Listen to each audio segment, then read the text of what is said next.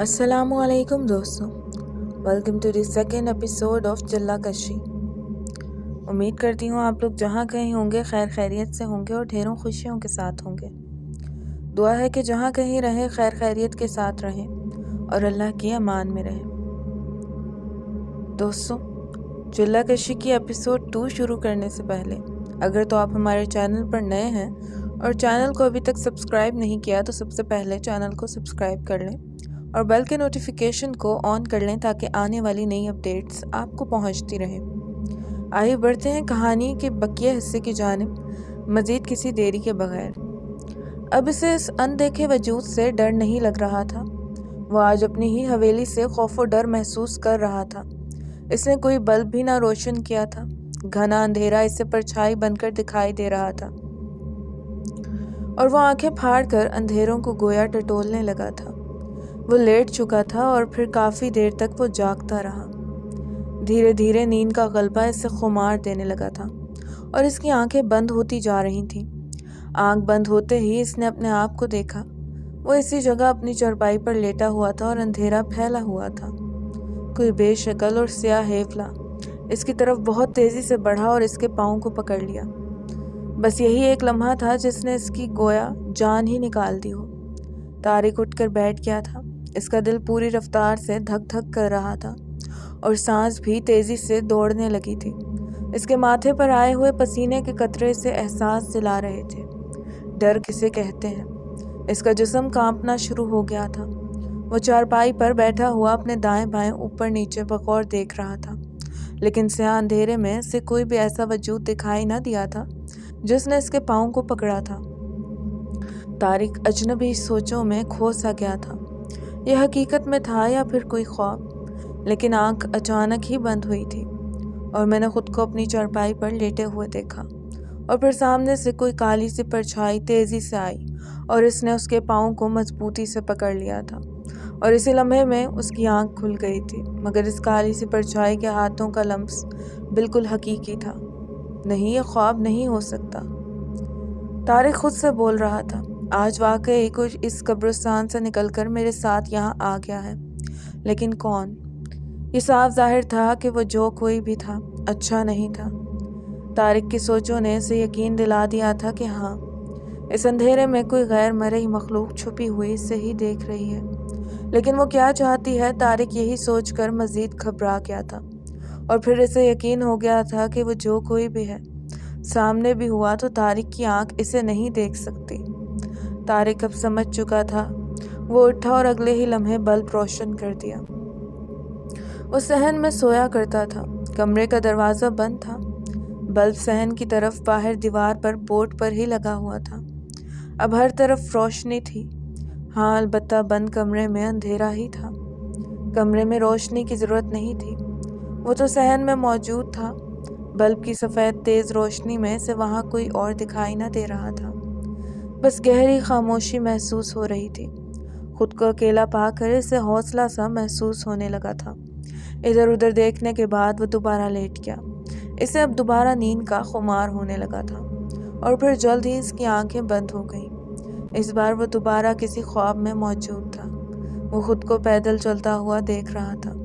किसी खूबसूरत जंगल में और ऊंचे ऊंचे दरख्तों के नीचे से गुजर रहा था, जैसे वो सैर कर रहा हो। वो हर तरफ खुशकन निगाहों से देख रहा था। वो ये भी सोच रहा था कि ये खिज़ां का मौसम है, लेकिन ये कौन सी जगह है? वो यहाँ ही रह जाना चाहता था। वो खुद को हर तरफ घूम कर देखते हुए महसूस कर रहा था। वो खुशी महसूस कर रहा था। वो एक तरफ को आगे बढ़ गया था। पैदल चलते हुए इसके पैरों तले खुश्क पत्तों से गोया फर्श सा बना हुआ था।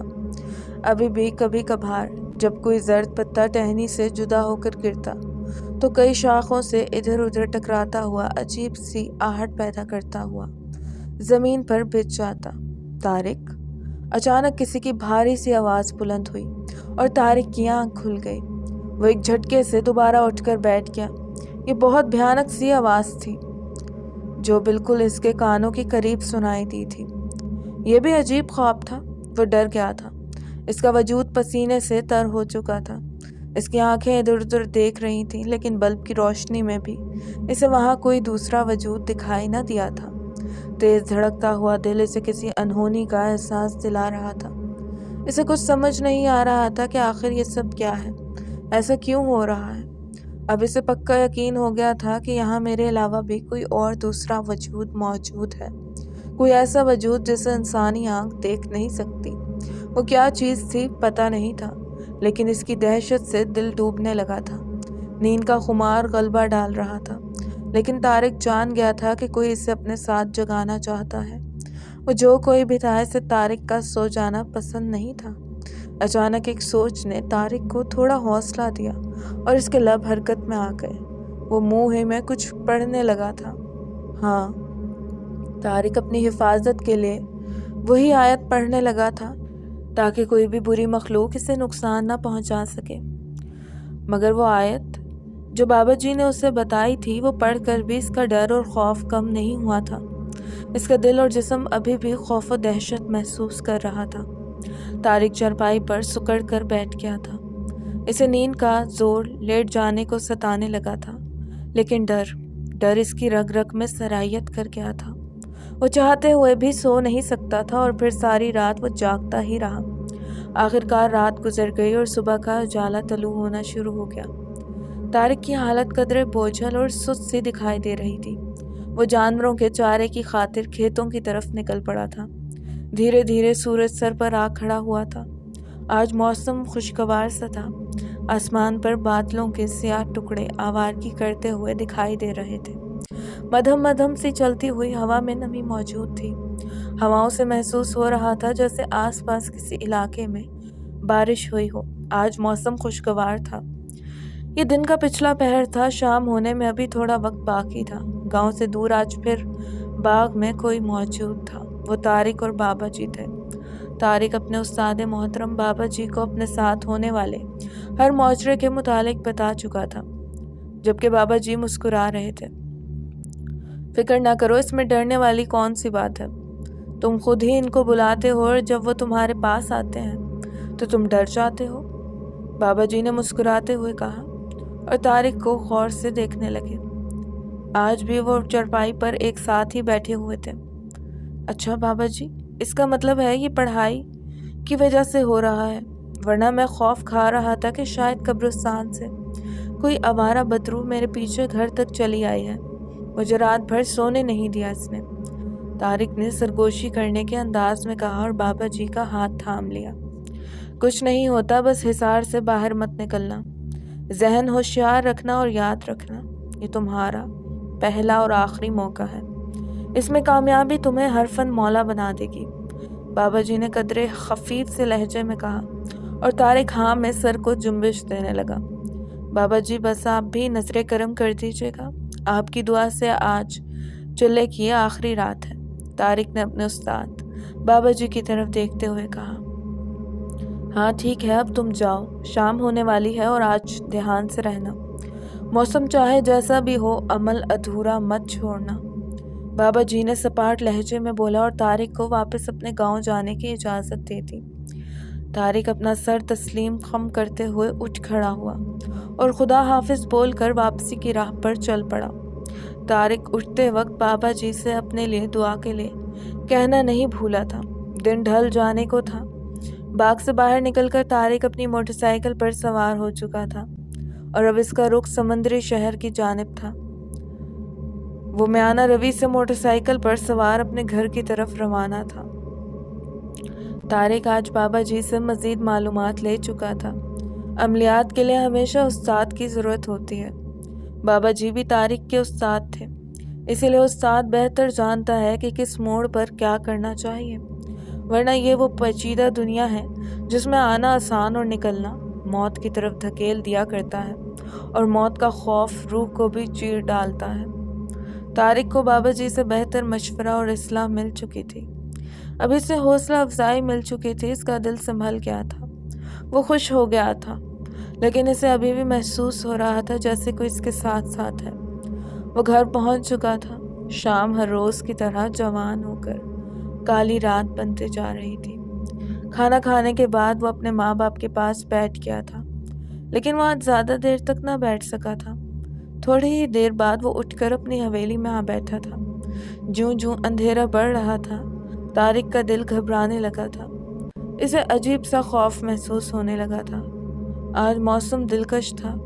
अभी भी मध्यम सी हवा चल रही थी, लेकिन ये खुशगवार दिलकशी तारिक के लिए बेमायनी सी थी। आसमान पर स्याह बादल और भी ज्यादा हो गए थे। चांद बादलों की ओट में कहीं रूपोश था। अंधेरा पूरी कायनात पर छा चुका था। कहीं कहीं कोई इक्का दुक्का चमकता हुआ सितारा राह भूले हुए किसी मुसाफिर की तरह बिल्कुल अकेला ही दिखाई दे रहा था। तारों के टिमटिमाते हुए झुरमुट काले बादलों की स्याह फाम चादर में छुपे हुए बैठे थे। फिजा खामोश तमाशाई की तरह सहमी सहमी सी लग रही थी। हवेली में जलते हुए बल्ब की सफेद रोशनी अंधेरे को भिगा चुकी थी। सहन में एक तरफ बिछी पड़ी हुई चारपाई पर तारिक बैठा हुआ था। इसकी निगाहें अपने सामने बरामदे की तरफ टिकी हुई थीं, जहां भैंसें आराम के साथ बैठी हुई थीं। तारिक बिल्कुल खामोश बैठा हुआ न जाने किस सोच में खोया हुआ था। इसकी खुली हुई निगाह न जाने किन मनाजिर को देख रही थी। वक्त की सुई कभी नहीं रुकती। वक्त सिरकता हुआ कम होता जा रहा था। तारिक काफी देर यूं ही बैठा हुआ कुछ सोचता रहा और फिर उसने अपनी कलाई पर बंधी हुई घड़ी को देखा। 11 बजने वाले थे। वो उठ खड़ा हुआ और कब्रिस्तान में जाने के लिए कपड़े बदलने लगा। तारिक अपनी हवेली से बाहर निकल चुका था। इसने हाथ डालकर कुंडी लगा दी और दबे पांव गली में एक तरफ को चल पड़ा। आज मौसम चलती हुई नमालूद हवा से थोड़ा खुशगवार था। वो आज बहुत सुकून दे कदमों के साथ चल रहा था। आज उसे तेज रफ्तार चलने की जरूरत नहीं थी। वो बेफिक्र था। इसे बदलते हुए इस मौसम की भी कोई फिक्र न थी। कुछ भी हो जाता, इसे आज की रात चलना मुकम्मल जरूर करना था। आज आखिरी रात का अमल बाकी था। इसके बाद एक बेनज़ीर ताकत इसे मिल जाती और वह अपनी मिसाल आप ही होता। तारिक अपनी सोचों में मगन चलता हुआ जा रहा था। आज बहुत शदीद अंधेरा था। कदम कदम पर दहशत रेंग रही थी। इर्द गिर्द उगे हुए बड़े बड़े पेड़ अंधेरों में डूबे हुए भूतों की तरह लग रहे थे। हवाओं से हिलते हुए पत्तों का मुसलसल शोर माहौल को पुरस्कार बना रहा था। वो दाएं बाएं नजरें दौड़ाता हुआ चलता जा रहा था। वो हाथ में पकड़ी हुई टॉर्च अभी जलाना नहीं चाहता था। वो खेतों के पास से गुजर रहा था और किसी को अपना आप दिखाना नहीं चाहता था। इसका जहन हर चीज़ से वाकिफ था। इसे एहतियात करना भी ज़रूरी था। वो अपने उठते हुए हर कदम पर गांव को बहुत पीछे कहीं छोड़ आया था। इसे अभी भी महसूस हो रहा था जैसे कोई वजूद इसके साथ साथ चल रहा है, मगर अब इसे यह एहसास अच्छा लगने लगा था। वो खुश था कि मेरे बुलाने से यह मखलूक मेरे पास आ गई है। काफ़ी देर चलने के बाद वो अपनी मंजिल पर पहुंच चुका था। वो कब्रिस्तान में दाखिल हो चुका था। आज पूरा कब्रिस्तान गहरे शदीद अंधेरे में डूबा हुआ था। कब्रिस्तान की दहशत ज़दा वीरानी इसे डराना चाहती थी, लेकिन वो आज डर नहीं रहा था। वो 2 रातों से यहाँ के माहौल से वाकिफ हो चुका था। वो जान गया था कि इसे मंतर पढ़ते वक्त आज डराया जाएगा और आज की रात इसे सब्र और हिम्मत से काम लेना था। वो अपने इरादों में खुद को हौसला देते हुए मजबूत बना गया था और अपने आप को साबित कदम रहने की तलकीन भी कर चुका था। टॉर्च की मध्यम सी लो में वो घड़ी पर वक्त देखने लगा था। अभी ज़वाल के वक्त की इब्तदा ना हुई थी। बस कुछ ही देर बाकी थी। पानी वाली बोतल और डंडा इसके पैरों के पास नीचे रखा हुआ था। वो टॉर्च बंद कर चुका था। फैले हुए स्याह अंधेरे में इसकी आंखें कब्रिस्तान में दूर दूर तक गर्दिश करने लगी थीं। वो इर्द गिर्द के माहौल का जायज़ा लेने लगा था। वैसे भी इंसानी फितरत है, जब इंसान को किसी चीज़ या किसी जगह से खौफ महसूस हो तो वह इस तरफ देखता ज़रूर है। लेकिन तारिक को आज खौफ नहीं लग रहा था। वो बस खुद को तसल्ली देना चाहता था कि हाँ, यहाँ कोई भूत या बदरूह मौजूद नहीं है। कुछ लम्हात वो इधर उधर देखता रहा। एक बार फिर से इसने वक्त देखना चाहा। इस बार वक्त पूरा हो चुका था। इसे वक्त का ही इंतज़ार था। इसने अपनी जेब से चाकू निकाला और कुछ पढ़ते हुए चाकू को दम कर दिया और फिर वो चाकू की नोक से ज़मीन पर एक बड़ा सा गोल दायरा बनाने लगा। وہ خود کو حصار کے دائرے میں گویا قید کر چکا تھا۔ اس کا رخ جنوب کی سمت میں تھا۔ اس نے آنکھیں بند کر لی تھیں اور اب وہ تیز رفتاری کے ساتھ اپنے منہ میں ہی کچھ الفاظوں کو پڑھنے لگا تھا۔ اس کے ہونٹ مسلسل حرکت کرتے ہوئے ہلتے جا رہے تھے۔ اسے آس پاس کی کوئی فکر نہ تھی۔ وہ بس جلد از جلد اپنے عمل کی مخصوص تعداد کو مکمل کرنا چاہتا تھا۔ ابھی کچھ ہی لمحات گزرے تھے، اسے آہستہ آہستہ سی جنبش کرتی ہوئی سرگوشیوں کی دھیمی سی آواز سنائی دینے لگی، جیسے بہت سے لوگ آپس میں خسر پسر کر رہے ہوں۔ طارق کے کان ان مدھم سی آوازوں کی سماعت کر رہے تھے، لیکن ان آوازوں کو سمجھنا ناممکن تھا۔ اس بار طارق کا دل دھڑک اٹھا تھا اور جسم کپ کپا سا کیا تھا، لیکن اس نے ورد کرنا بند نہ کیا تھا۔ ابھی وہ خسر پسر بند نہ ہوئی تھی کہ اچانک ایک بلند آواز گونجی، وہ دیکھو، وہ چلا کر رہا ہے، اس کی گردن توڑ ڈالو۔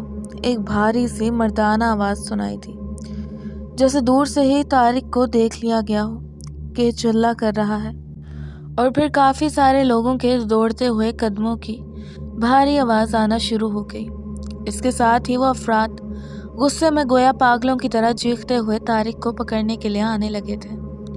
ان کے منہ سے نکلتی ہوئی متنفر چیخو پکار کی آوازیں قبرستان میں گردش کرتی ہوئی سنائی دینے لگی تھیں۔ طارق کی تیز رفتار دھڑکن رک جانے کے قریب تھی۔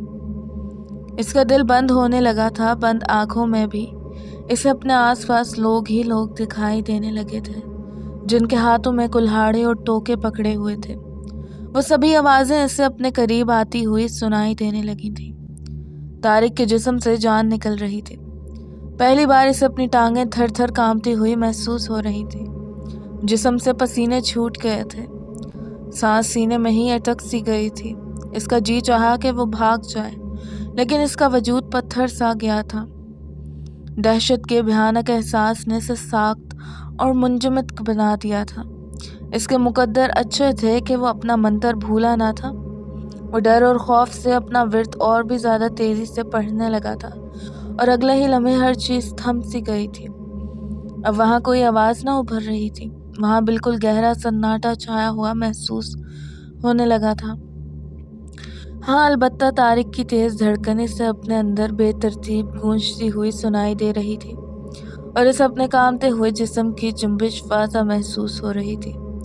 اس کے کپڑے پسینے سے بھیگ کر اس کے وجود سے گویا چمٹ گئے تھے۔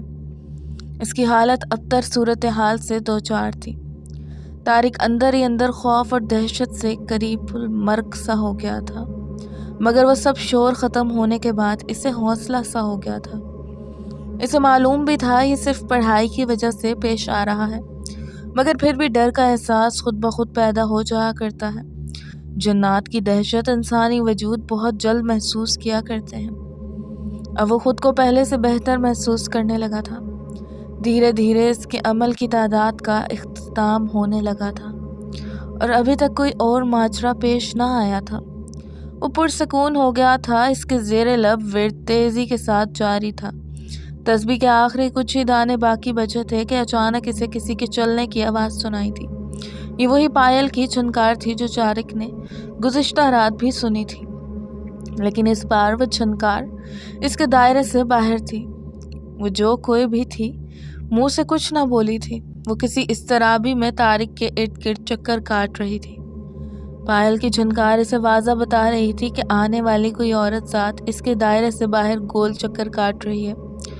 طارق ڈر بھی رہا تھا اور حوصلہ بھی کیے ہوئے تھا کہ وہ جو کوئی بھی ہے دائرے میں داخل نہیں ہو سکتی تھی، اور جب تک وہ دائرے کے اندر ہے اسے جانی نقصان کا کوئی خدشہ نہ تھا۔ ابھی کچھ ہی لمحات گزرے تھے۔ طارق کی تسبیح مکمل ہو چکی تھی، عمل مکمل ہو گیا تھا، اور تعداد ختم ہوتے ہی وہ پائل کی جھنکار بھی تھم چکی تھی۔ طارق نے اپنی آنکھیں کھول لی تھی۔ آنکھ کھولتے ہی اسے اپنے نتنوں میں ایک مسحور کن خوشبو کا احساس ہونے لگا تھا۔ اسے اپنے سامنے ایک لڑکی کھڑی ہوئی دکھائی دی۔ وہ سیاہ اندھیرے کے باوجود صاف طور دکھائی دے رہی تھی، جیسے دن کی روشنی میں واضح دیکھا جاتا ہے۔ وہ سر جھکا کر بالکل خاموش کھڑی ہوئی تھی۔ وہ بالکل انسانی وجود کی طرح مجسم تھی۔ نہ جانے کیوں وہ ننگے ہی پاؤں آ گئی تھی۔ اس کی خوبصورتی کے آگے شاید چاند بھی کچھ نہ تھا۔ لمبی سنہری ریشمی زلفیں اس کے نازک شانوں سے سرکتی ہوئی نیچے گھٹنوں تک لہرا رہی تھی۔ چلتی ہوئی مدھم سی ہوا ان مہکی ہوئی زلفوں کو متواتر چھو رہی تھی۔ سفید فراق میں ملبوس وہ کسی پری کی طرح دکھائی دے رہی تھی، جس کا گورا سفید رنگ طارق کی آنکھوں کو لبھانے لگا تھا۔ بیضوی نقش نین قاتلانہ تھے۔ نازک اندام، گورے گال کسی تازہ کھلے ہوئے گلاب کی طرح بالکل شفاف اور بھرے بھرے سے تھے۔ کمان جیسی لمبی پلکیں آنکھوں کو زمین پر ٹکائے ہوئی تھیں، جیسے وہ فرمانبرداری کے آداب میں آنکھ ملانا نہ چاہتی ہو۔ نازک اور کومل گلابی ہونٹ ہلکی سی مسکراہٹ میں کچھ بولنا چاہتے تھے، لیکن اس کے ہاتھ اپنے دوپٹے کی سائیڈ کو مروڑ کر گویا طارق کو سمجھا رہے تھے کہ وہ شرم و حیا سے بول نہیں پا رہی۔ ایک پل کے طارق خود کو بھول گیا تھا کہ وہ کہاں اور کیوں موجود تھا۔ اسے اس حسن کی ملکہ کی خوبصورتی مدہوش کیے جا رہی تھی۔ طارق کی آنکھیں کھلی ہوئی تھیں، جبکہ وہ خود ذہنی طور پر اس جوان لڑکی کے حسن و فریب میں کھو چکا تھا۔ اچانک طارق کو کسی سڑے جلے ہوئے گوشت کی بدبو محسوس ہوئی اور وہ مدہوشی کے جہان سے باہر نکل آیا۔ اس کی نظر کا پردہ ہٹ چکا تھا اور اب اسے اپنے سامنے ایک بوڑھی سی کمزور عورت کھڑی ہوئی دکھائی دی، جس کے گھنے سفید بال اس کے پیروں تک گرتے ہوئے پیچھے زمین پر بچھے پڑے تھے۔ یہ کہنا مشکل تھا کہ وہ بال کہاں تک لمبے تھے۔ اس بوڑھی عورت کا چہرہ جھریوں سے بھرا ہوا تھا۔ چھوٹی چھوٹی سی گول لال سرخ سی آنکھیں ان جھریوں میں چھپی ہوئی دکھائی دے رہی تھیں۔ اس کا منہ کھلا ہوا تھا اور منہ سے باہر نکلے ہوئے دانت باریک باریک سے چھوٹے چھوٹے واضح دکھائی دے رہے تھے۔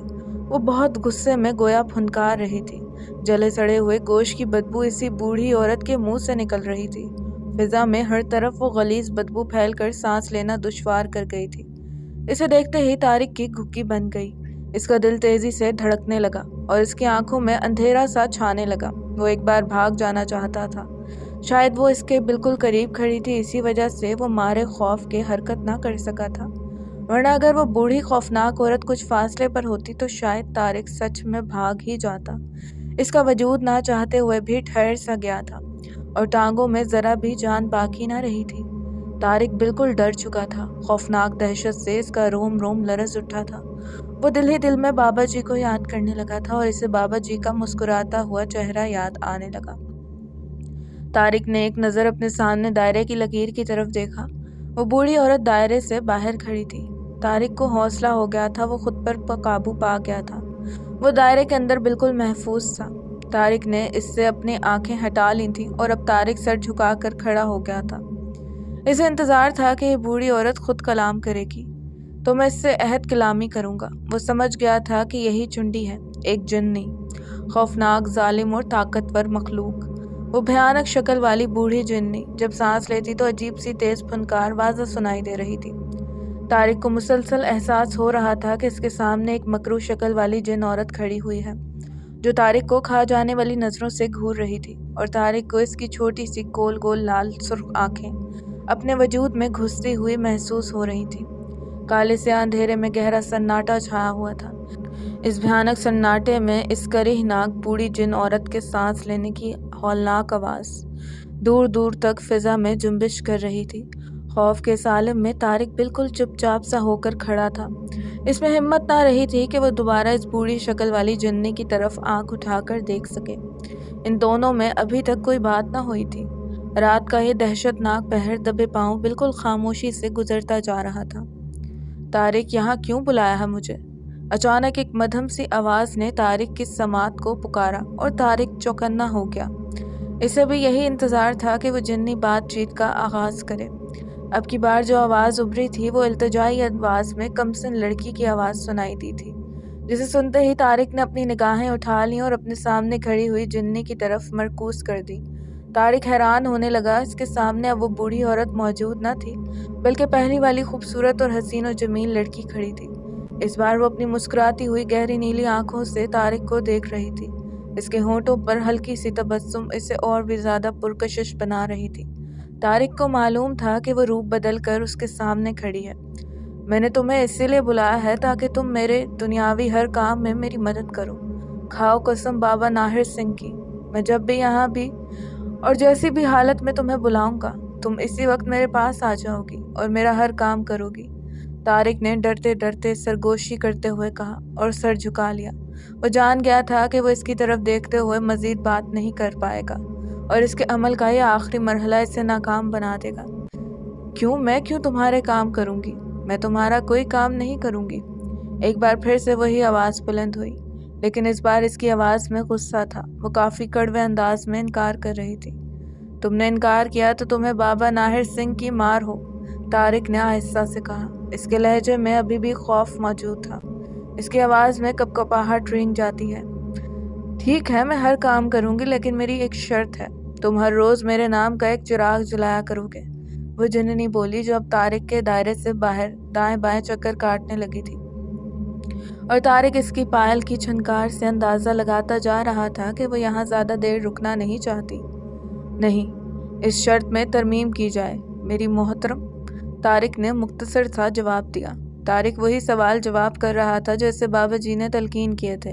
ٹھیک ہے، ہر روز چراغ نہ جلاؤ، ہر منگل کی رات 12 بجے سے پہلے پہلے میرے نام کا چراغ جلا دیا کرنا۔ اب اس سے زیادہ کوئی نرمی نہیں ہوگی۔ اس بار وہ جننی کافی تیز لہجے میں گویا چیخ اٹھی تھی، اور طارق کے پیروں تلے زمین کھسک سی گئی تھی۔ ہاں ٹھیک ہے، اب آپ بابا ناہر سنگھ کی 3 قسمیں کھا کر وعدہ دو اور اپنی دوبارہ حاضری کا طریقہ بتاؤ، اور میرے جان و مال، کاروبار، گھر بار بخش دو۔ طارق کی دبی دبی آواز گونجی۔ ٹھیک ہے، سب میرے ہاتھوں محفوظ رہیں گے۔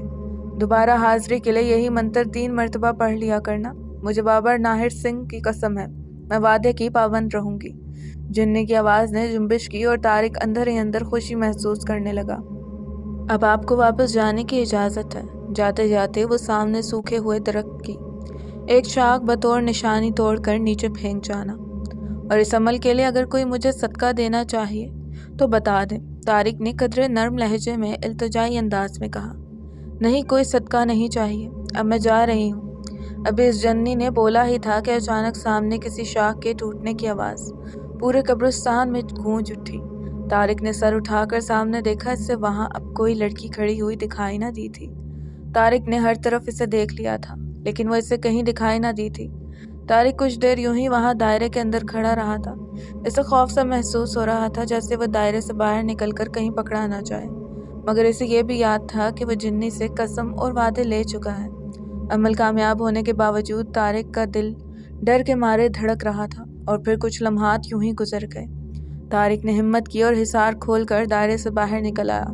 جلتی ہوئی ٹارچ اس کے ہاتھ میں تھی۔ اس نے نیچے پڑی ہوئی پانی کی بوتل وہیں پر ایک طرف قبر کے پاس گھاس میں چھپا دی، ڈنڈے کو سطح زمین سے لگا کر رگڑتے ہوئے گھمایا اور دائرے کو حذف کر دیا۔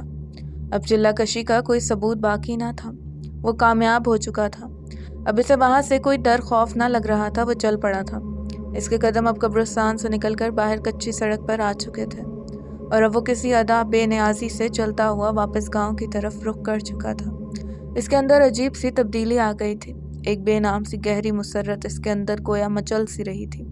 اس کے ذہن میں چنڈی کا نام مسلسل اسے یاد آنے لگا تھا، اور پھر وہ اپنی سوچوں کی دنیا میں مگن ہو کر آگے ہی آگے بڑھتا رہا۔ اس کے قدم آج چلتے ہوئے کبھی کبھار جب کوئی آہٹ سی پیدا کر دیتے تو وہ گھبراتا نہیں تھا۔ پہلی بار اب اسے کوئی فکر، کوئی پرواہ نہ تھی۔ وہ ٹارچ بند کر چکا تھا۔ اندھیرے راستے پر وہ آج بے دھڑک ہو کر چل رہا تھا۔ وہ قدرے پرسکون قدم اٹھاتے ہوئے چلتا جانے لگا۔ ہلکی سی نمآلود سی ہوا ابھی تک بہہ رہی تھی۔ سیاہ اندھیروں کی افریت چاروں اطراف اپنی دہشت پھیلا رہے تھے۔ دور فصلوں کے بیچ بنی ہوئی کچی سڑک پر طارق پیدل ہی رواں تھا۔ وہ اپنی ہی موج سے چلتا ہوا گاؤں کی طرف بڑھ رہا تھا۔ گاؤں کی کسی گلی میں جلتا ہوا بلب اسے واضح دکھائی دے رہا تھا، اور پھر کچھ ہی دیر میں وہ اپنی حویلی میں داخل ہو گیا۔ حویلی کا صحن اندھیرے میں ڈوبا ہوا تھا۔ طارق اس سیاہ فام تاریکی میں جا چھپا تھا، اور پھر وہاں کوئی آہٹ نہ گونجی تھی۔ ہر طرف خاموشی ٹہل رہی تھی۔ رات اپنی ازلی رفتار میں گزر جاتی تھی۔ طارق کی آنکھیں بند تھیں۔ وہ چارپائی پر لیٹا ہوا آج گہری نیند میں تھا۔ وہ سو چکا تھا۔ طارق رات بھر سوتا رہا، اور پھر صبح ہوتے ہی اس کی آنکھ کھل گئی۔ معمول کے مطابق وہ کھیتوں کی طرف نکل گیا۔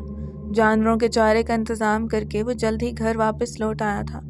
آج وہ بہت خوش تھا۔ گھر آتے ہی وہ اپنی تمام تر ذمہ داریوں سے فارغ ہوا اور سمندری شہر کی طرف روانہ ہو گیا۔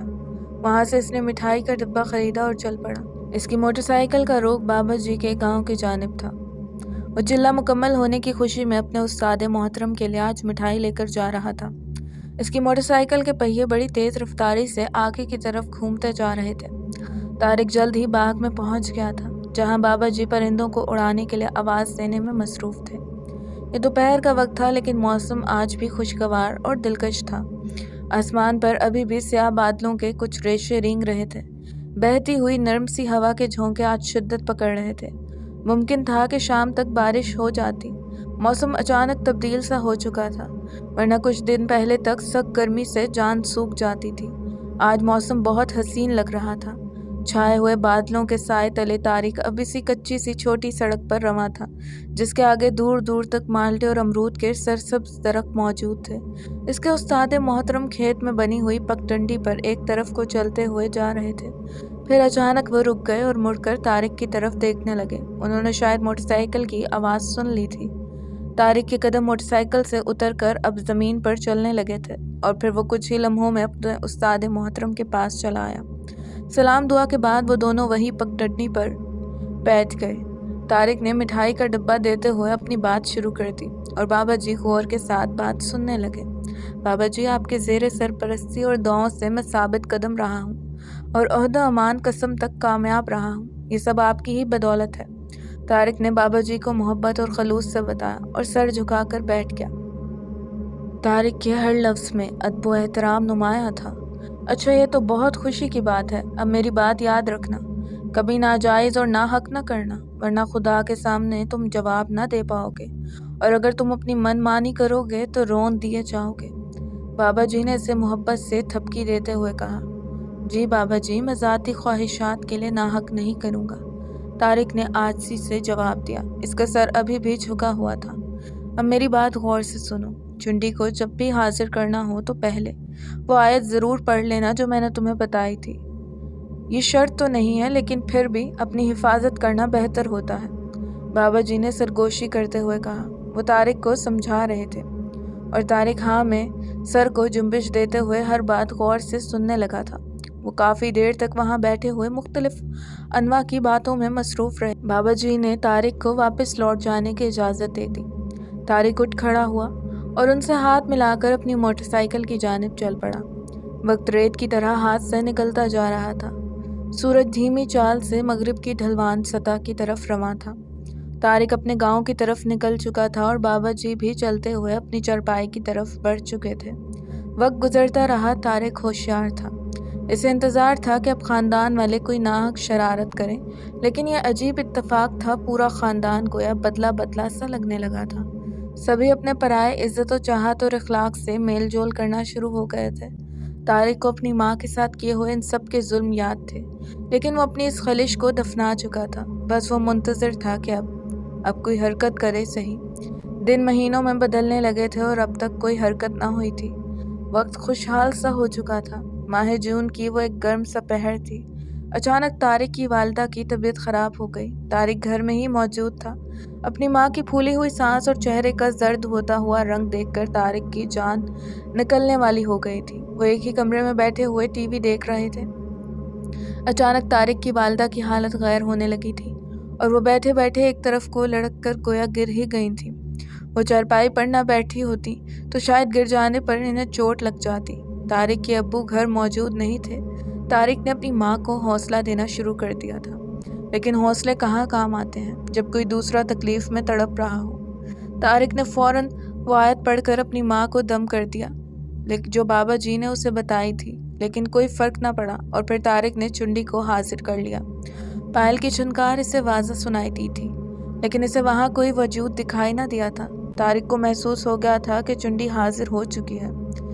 میری ماں کی تکلیف کو ختم کرو۔ طارق کے منہ سے جملہ نکلا ہی تھا کہ اس کی ماں بالکل ٹھیک ہونا شروع ہو گئی تھی۔ کچھ ہی لمحوں میں وہ بالکل ٹھیک حالت میں ہو کر طارق کی طرف دیکھنے لگی تھی اور طارق اپنی ماں کو بالکل نارمل دیکھ کر خوش ہونے لگا تھا، ورنہ کچھ لمحات پہلے ماں بیٹا اپنی تکلیف میں دل چھوڑ بیٹھے تھے۔ کیا ہوا تھا میری ماں کو؟ طارق کے منہ سے یہ جملہ گونج اٹھا تھا، جبکہ طارق کی ماں اسے سوالیہ نگاہوں سے خطاب بغور دیکھنے لگی تھی اور طارق سر جھکا کر کسی کے جواب کا انتظار کر رہا تھا۔ تمہاری بڑی چچی نے جادو کروایا تھا، میں نے جادو ختم کر دیا ہے، طارق کو ایک کمسن لڑکی کی آواز میں جواب سنائی دیا۔ تو جاؤ اس چچی کی وہ ٹانگیں توڑ ڈالو جن کے ساتھ وہ چل کر جادو کروانے گئی تھی، اور جو کوئی بھی چچی کے ساتھ گیا تھا اور جس کو اس جادو کے بارے میں پتا تھا، ان سب کی زبان کو اپاہج کر دو۔ جلدی کرو، جاؤ، اور ان کی ہی حویلی سے اپنے لیے کھانے کا انتظام کر لو۔ اب جاؤ، تمہیں کام کرنے کے بعد واپس جانے کی اجازت ہے۔ طارق کے منہ سے بے لوث الفاظ نکل رہے تھے۔ اسے پائل کی آواز دور جاتی ہوئی سنائی دے رہی تھی، اور طارق کی ماں حیرانگی سے اسے دیکھنے میں لگی تھی۔ تم کس سے باتیں کر رہے ہو بیٹا؟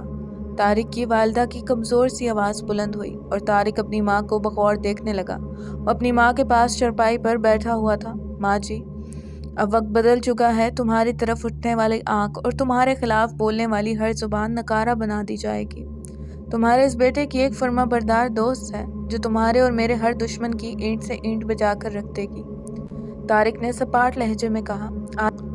آج اس کی آنکھوں میں شدید غصہ لالگی پکڑ چکا تھا، اور اس کے متنفر لہجے میں آگ جھلس رہی تھی۔ ماں جی، آج شام تک تمہیں تنگ کرنے والے چیختے ہوئے سنائی دیں گے، طارق نے اپنی ماں کو سینے سے لگاتے ہوئے کہا۔ اس بار طارق کی آواز بھر آئی تھی۔ طارق کی ماں کو ان باتوں کی سمجھ نہ آئی تھی۔ وہ خاموشی سے بیٹھی ہوئی تھی۔ طارق بھی اب انتظار کرنے لگا تھا۔ وہ دیکھنا چاہتا تھا کہ کون کون میری ماں کے خلاف بغاوت میں ملوث ہے۔ وقت نے کروٹ بدلی اور شام ڈھلنے لگی۔ طارق کی چچی اور پھوپھی دونوں شہر سے واپس گھر آ رہی تھی۔ وہ رکشے پر سوار تھی۔ گاؤں سے باہر ہی سڑک پر رکشہ ایک موڑ پر الٹ گیا اور دونوں کی ٹانگیں ٹوٹ گئیں۔ حیرانگی کی بات تھی، نہ رکشے کو کچھ نقصان ہوا، نہ ہی ڈرائیور کو کوئی چوٹ آئی۔ اتفاق کی بات تھی، رکشے میں اور کوئی تیسری سواری بھی موجود نہ تھی۔ ٹانگیں ٹوٹنے کے علاوہ وہ دوسری چوٹوں اور رگڑوں سے بھی دوچار ہو گئی تھی۔ چچا اور ان کے سبھی گھر والوں کو جب یہ بات معلوم ہوئی تو افراتفری سی مچ گئی۔ یہ سب اچانک ہی ہوا تھا۔ شام کا اندھیرا پھیلا ہی تھا کہ دوسرے چچا اور اس کی بیوی کو منہ پر فالج پڑ گیا۔